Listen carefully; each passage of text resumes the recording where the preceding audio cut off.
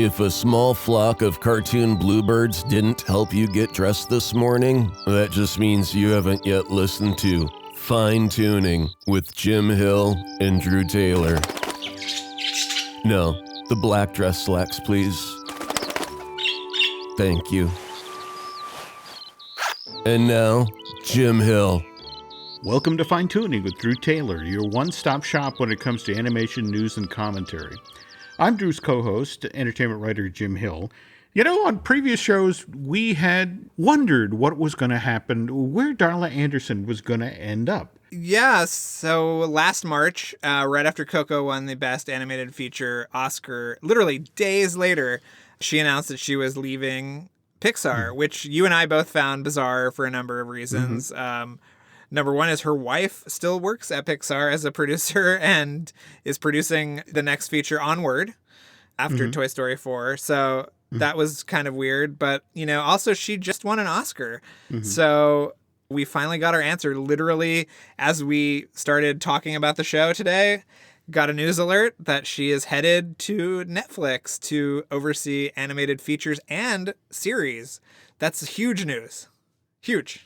Not all that surprising. I know you and I had talked about that, but what's kind of interesting is that when we were sort of moving the pieces around the board, we were assuming that Darla, given all the years she worked with John, she was going to go sort of clear the path for John at a place like Netflix. So for me, it's fascinating to now have John basically set up shop over at Skydance and to now have Darla at Netflix. And just last week, we were talking about Lee Unkrich and again, taking time off to spend time with his family. But it's going to be interesting to see where he lands after his year or so sabbatical. He's going to go back to work at some point. So where he goes will be anybody's guess. I mean, all the streaming platforms are really gearing up for animation, it seems like. So I don't know where he'll be.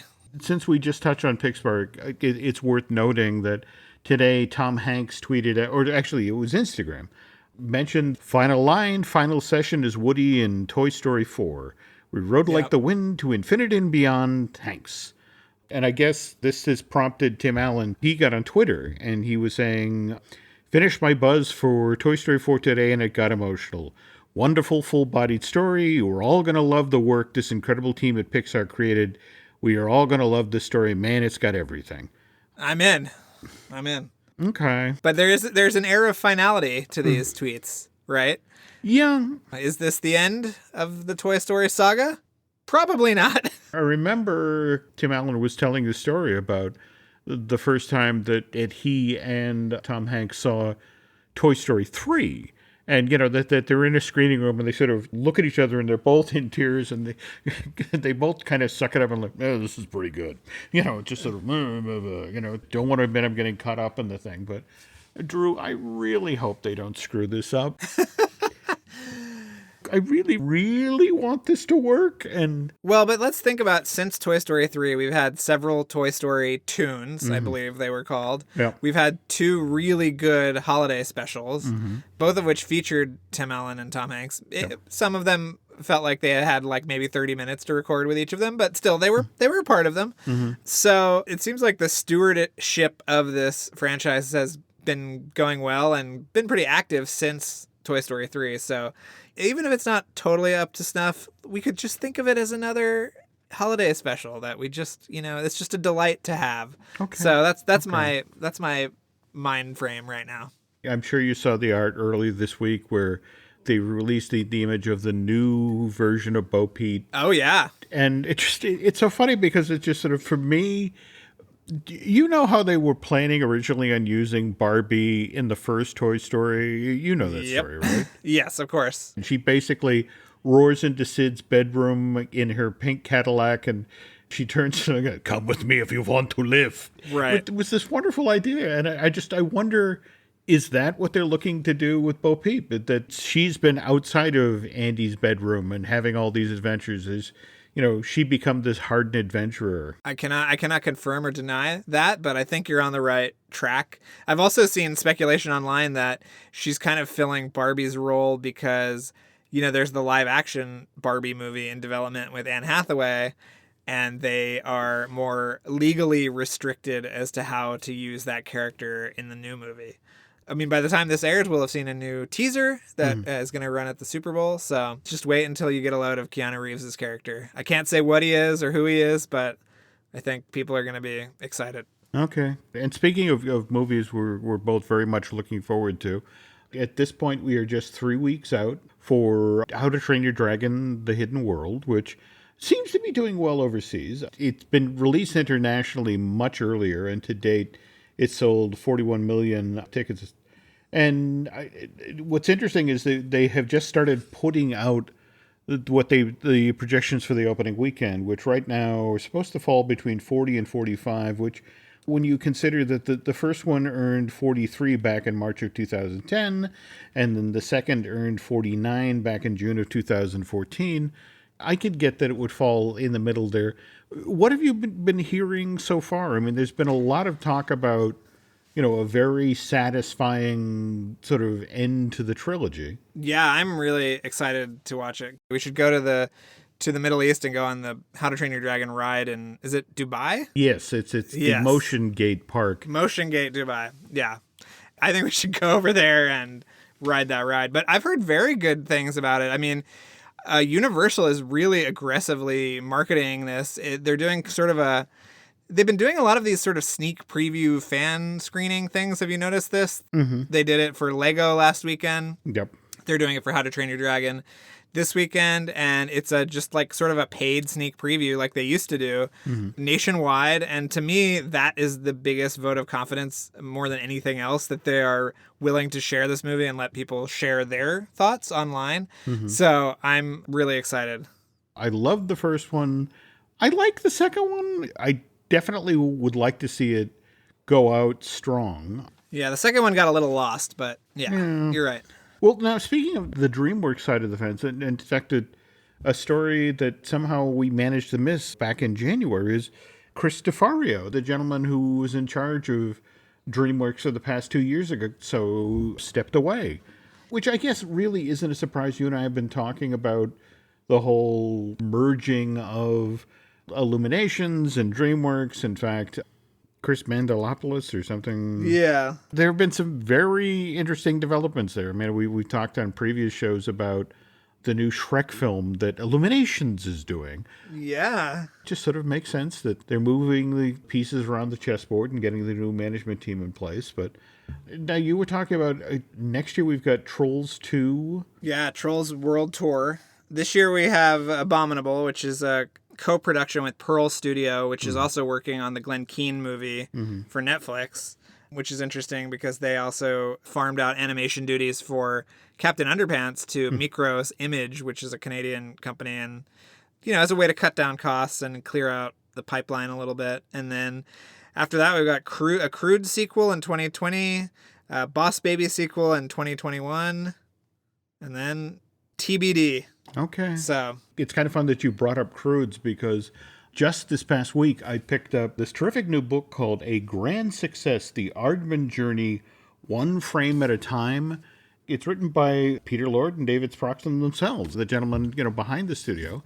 And it's this wonderful sort of pop the hood on the history of Aardman. And one of the issues they actually talk about in the book is what happened with the Crudes. I mean, that project actually started out as a script that John Cleese was writing as a stop motion feature. And what ended up happening is this was during the period where DreamWorks had decided that they had a co-production deal with Aardman. Of course, that's when we got, Wallace and Gromit, Curse of the Were-Rabbit, and that's when we got Flushed Away.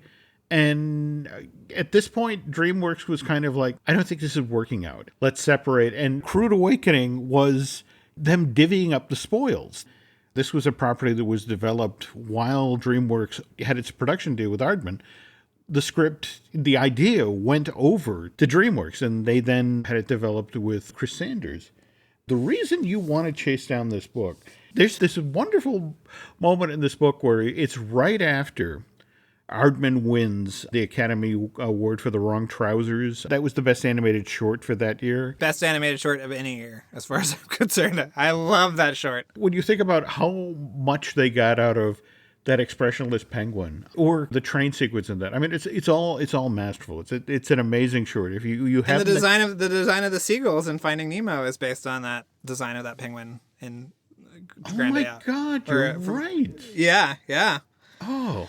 Wow. And I've heard Gore Verbinski say that the train sequence at the end of Wrong Trousers was an inspiration for the train sequence in Lone Ranger. So there you go. Listen, I can connect it all, Jim. Wow, very cool. Well, Yeah. speaking of connecting things, you have to understand it's 1994. The Walt Disney Company has just decided to split its animation unit. I remember that famous meeting where animators came in the morning and they could wander back and forth between two presentation rooms. One was for Pocahontas and the other one was for a teeny little film at that time that was called King of the Jungle. And everybody wanted to go work on Pocahontas because that looked like the prestige film, where King of the Jungle looked like this mess. But during the same window of time is when Disney, realizing that, if they're going to dominate in animation, they need a lot more stuff in the pipeline. So this is, for example, the period of time when they cut the deal with Tim Burton to do Nightmare Before Christmas. This is also during the window of time when they go after John Lasseter, who again had won, I want to say, the year previous with Tin Toy, and got them to sign the 3-picture deal, for Pixar. And so what does Disney do? They do the exact same thing with Aardman. They reach out and they give them the classic 3-picture deal, come make movies for us. You accidentally kind of stumbled onto the period where Disney was trying to get Nick Park and company on board. Yeah, so around the same time, probably 96 or so, I went to the Disney Institute, which we could do an entire episode on the Disney Institute, and we should do an entire episode on the Disney Institute. But I was taking classes there, and I took a class on stop motion animation, and the professor said, oh yeah, Nick Park was here last week because they were trying to woo him to make this deal happen.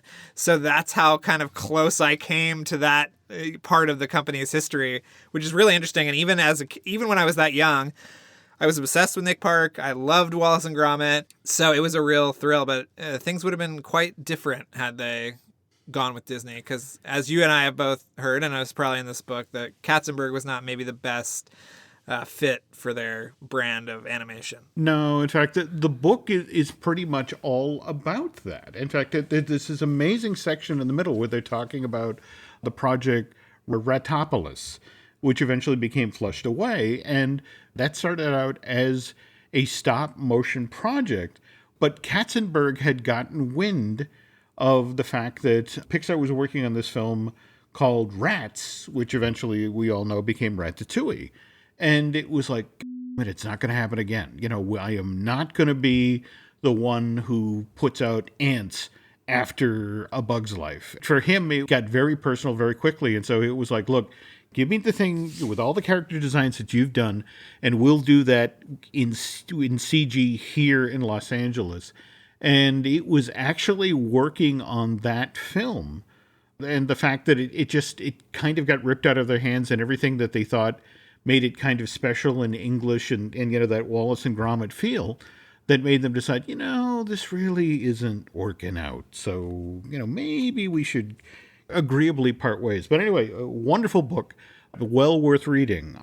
And speaking of books that are worth checking out, I have been waiting on this book forever. I've been a longtime fan of Todd James Pierce. He's a Disney historian. In fact, he works with Paul Anderson over at the wonderful website, the Disney History Institute. And in fact, he did that amazing 1 Year in Wonderland, I want to say. But he followed that up with, it sounds like an absolutely amazing book, The Life and Times of Ward Kimball, Maverick of Disney Animation.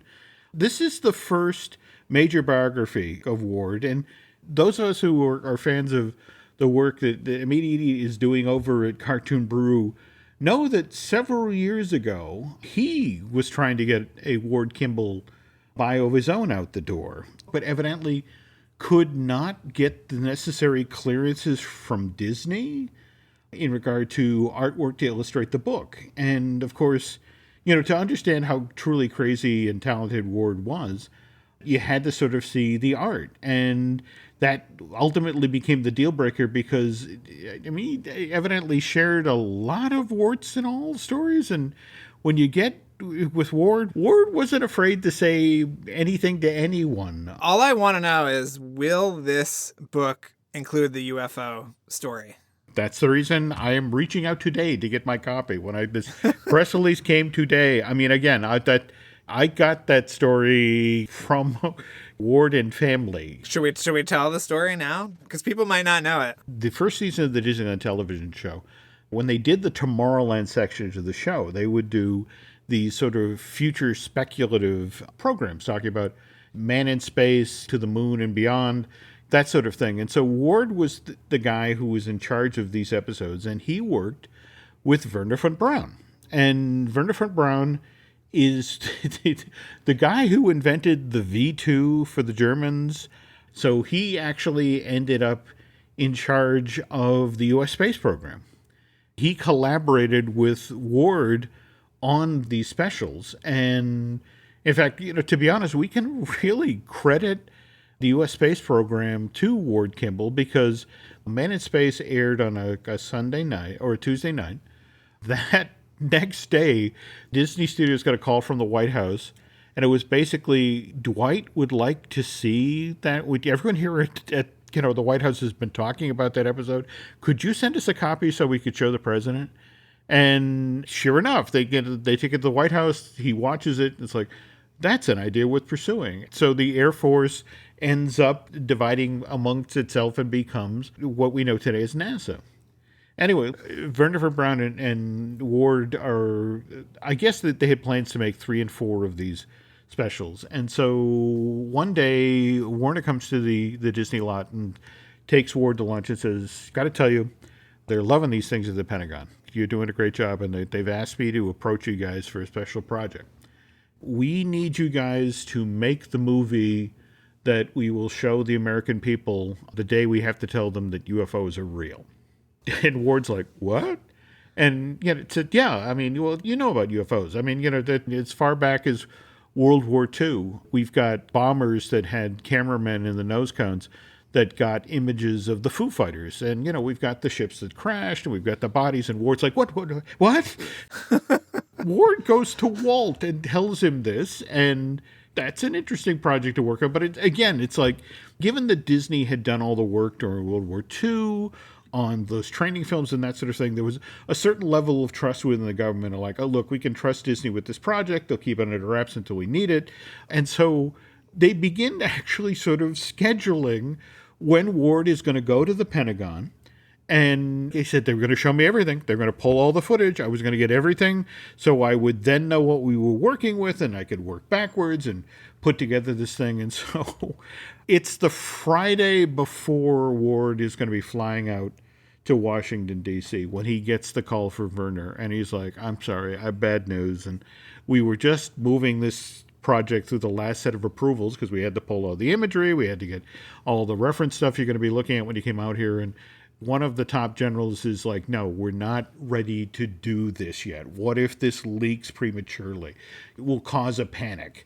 And for the rest of Ward's life, this was his biggest regret. I was 72 hours away from seeing it all, from learning about we're in this bigger place. The truth is out there. Right. He would go to like UFO conventions and stuff later in life and talk about this too, yeah. Which is crazy. Yeah. You remember the George Clooney Tomorrowland movie that Brad Bird directed? Of course. So you remember how they initially did press of that? They had the picture of the magic box that they'd found that was full of artifacts. And yeah, with the disc and the comic book and all that stuff. Yeah. Okay, so I see that.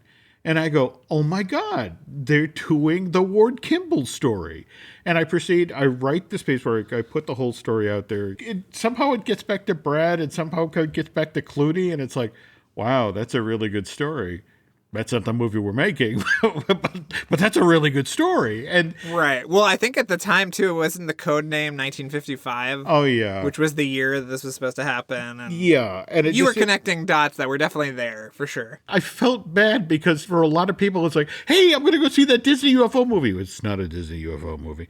Ward had a career where he had disappointments. Just prior to working on the Man in Space stuff for the Disneyland show, he had been working on Peter Pan. He actually ended up working on the most infamous stuff in Disney's Peter Pan, the what makes the red man red things. Yeah.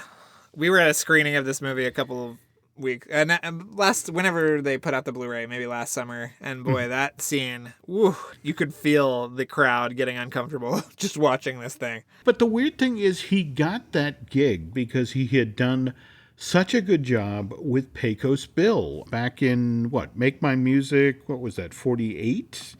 Something like that? Yeah. It was just, let's get Ward to do the Indians. He's really good at the Indians. Even then, it didn't land. By the way, before we get any deeper here into Peter Pan, why don't we take a quick commercial break here, Drew?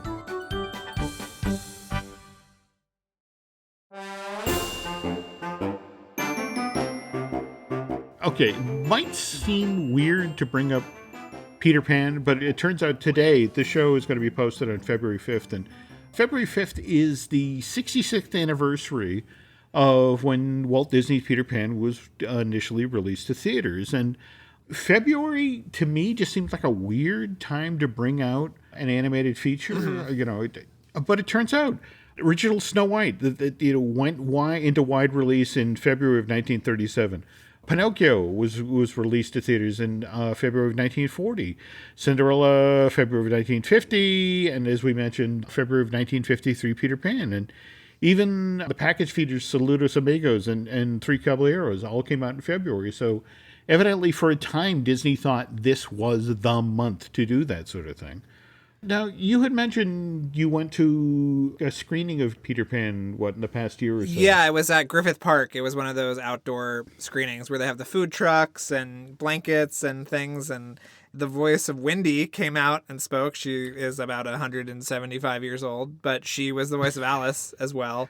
So it was really neat to see her and to see the movie with a contemporary audience, as I said before, which was very interesting. How did it hold up? I think the animation is totally unimpeachable, but yeah, some of that cultural stuff was a little iffy. Mm-hmm. Yeah, what makes the red man red? I mean, it was kind of hard to watch that with people who you could tell were getting their feathers ruffled while watching it, and with good reason. I mean, it's pretty offensive. It's an interesting kind of artifact of the time, I think. If you know the real history of the film, or at least in regard to Disney, as far back as 1935, they've just started working on Snow White, but Walt is sort of like turns to Roy and it's like, if we're serious about this, if we're really getting into the feature animation business, we're going to have something in the hopper to do after Snow White.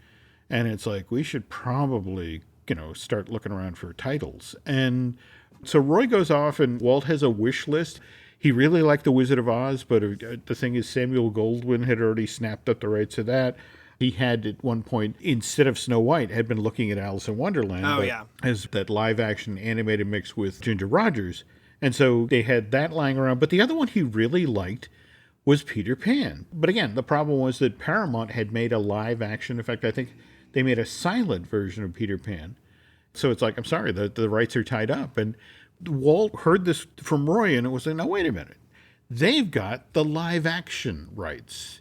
Go back to, again, it's the Hospital for Sick Children in London. That's who J.M. Barrie gave the copyrights to, right? Yes, yeah. So he said, go back and talk to them, because I don't want the live-action rights. I want the animated rights. And sure enough, by January of 1939, he was able to get the rights. And in the same window of time, all right, so Snow White comes out December 1937, is this enormous hit. Goes into wide release in February of 1938, becomes an even bigger hit.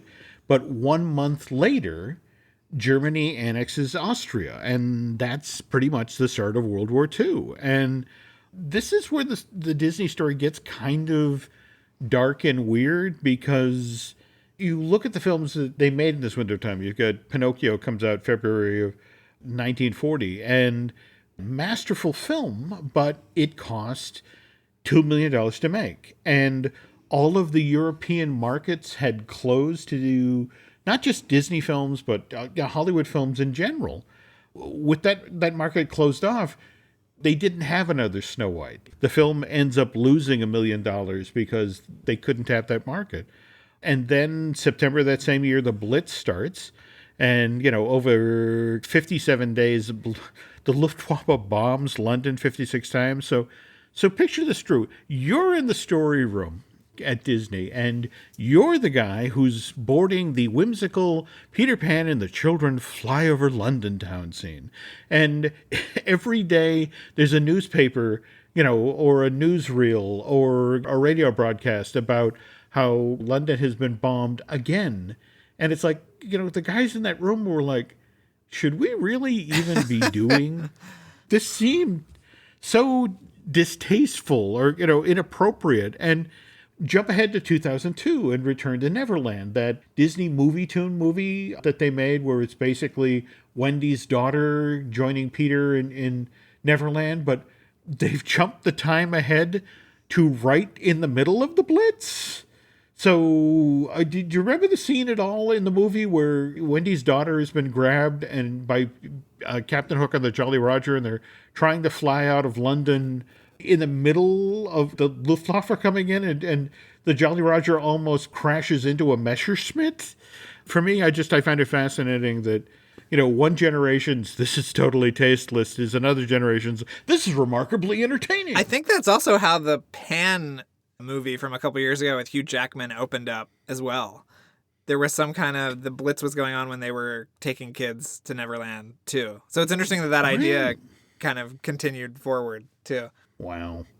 Anyway, to sort of be in the period, in the time to tell this story, I actually pulled the very first Walt Disney Productions annual report, which was published in September of 1940. It's only 19 pages long, but it's just fascinating. One of the things that's kind of thrown away in this document is like, they'd say, oh, by the way, the name and basic story of Dumbo, the flying elephant, was purchased by the company and is now being developed by your staff for a feature-length cartoon. And it's like, so Dumbo was released in October of 41, Drew. So they announced they've got it in September of 1940 to their stockholders. In less than 13 months, they turned that from an 8-page roll-up book into a feature. That's crazy. Yeah, I mean, mind you, I know it's only 64 minutes long, but even so. And the other thing that just kind of breaks your heart is that there's a line in here where they're discussing the future plans of the company where it's like, we have just changed our policy of making one new feature every 2 years to a policy of making 2 to 4 features a year. Wow. And that looking ahead, among the features scheduled for release in 1942 are Peter Pan and Wind in the Willows. Fantasia comes out in November of 1940 and bombs. We have the Disney animator strike that starts in May of 1941 that lasts for 5 weeks and basically cracks the company in half. December 7th, 1941, the Japanese bomb Pearl Harbor, and the very next day the United States enters World War II. And also on that day, the Army Air Corps moves into the Disney lot to protect the Lockheed plant down the street. And basically the attitude at Disney was, if the film isn't already 50% done, it's shelved, which is why the only film that really manages to make it out sort of the way Disney intended, Bambi, gets released in August of 1942. And then from there, it's this almost endless string of package films, Saludos Amigos, Three Caballeros, Make Mine Music. It isn't till November of 46 that Disney sort of rolls the dice. They do Song of the South, which is really mostly a live action film with some animated vignettes, but it makes enough money that the company is like, okay, so can we pivot away from doing these package movies?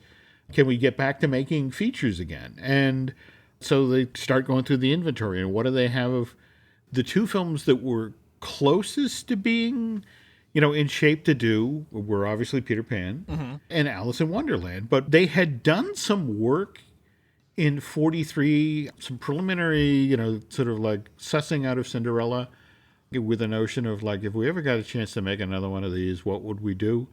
And Walt looked at that material and it's just sort of like, this feels more like Snow White, and Snow White is the movie that made it possible for us to have everything we have here. Let's go with this. But when you think about it, they are $4 million in debt when they decide to roll the dice here. And if Cinderella had failed, Disney would have gone under. Right. But at the same time, when you look at the other films that came out in the period between when Cinderella got in gear and when it finally showed her in theaters in February of 1950. You had things like Ichabod and Mr. Toad, and from the 1940s, that was going to be Wind in the Willows, a full-length animated film. And it's like, screw it, No. we're not going to make that movie. We're burning off inventory. Melody Time, that's, with Fun and Fancy Free, my mistake. That's the Mickey and the Beanstalk. There was a full-length Mickey movie. That same thing. It's like, just take what we have and do it. I love when they cut the one bean into slices. That's my that's a thing that's kind of an interesting analogy to what was actually going on in the company at that time.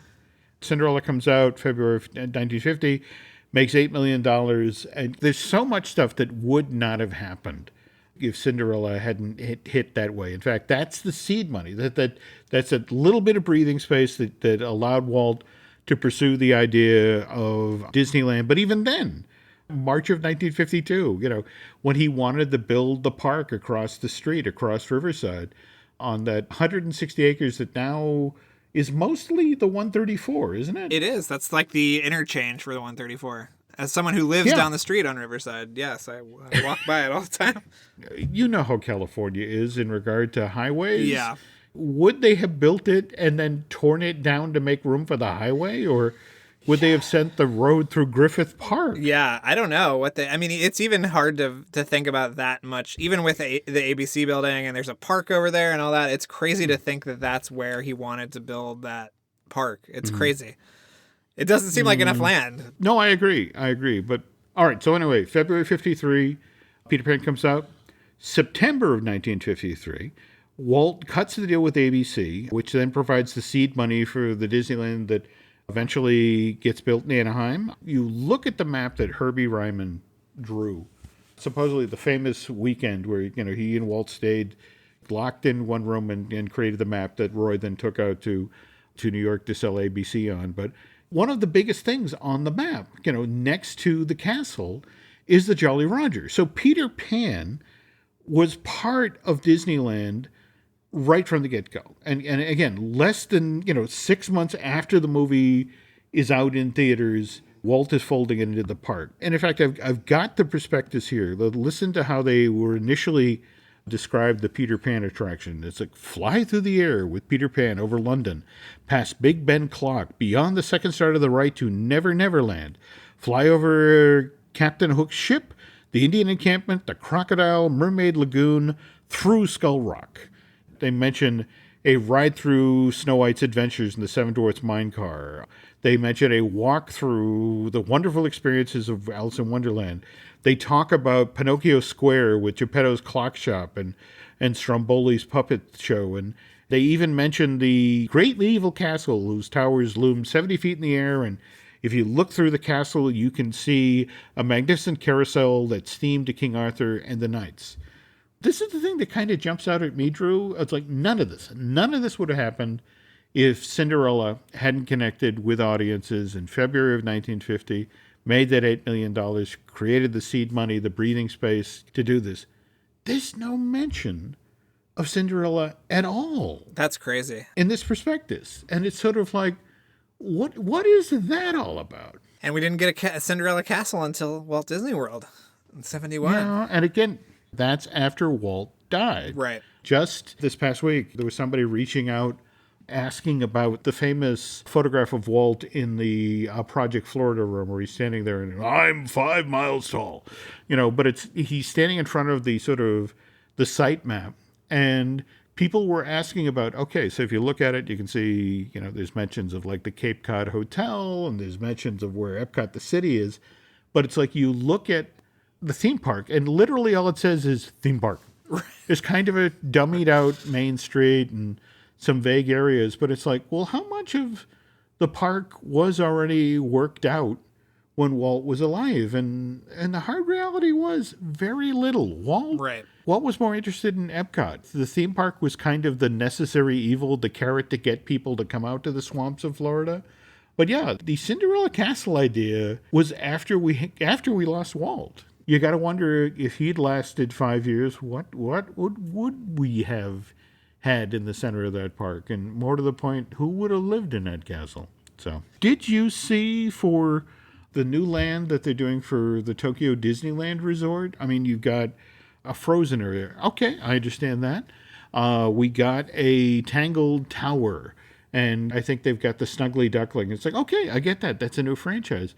Did you see the other component? No. It's a Peter Pan land with a giant skull rock. Interesting. Are they doing a new attraction in there? The one thing that makes sense to me, in fact, to sort of bring this full circle, is David Lowery, the gentleman who did the new live-action Pete's Dragon, which, by the way, deserves some love. It was actually a pretty good movie. I love that movie. I just watched it again recently.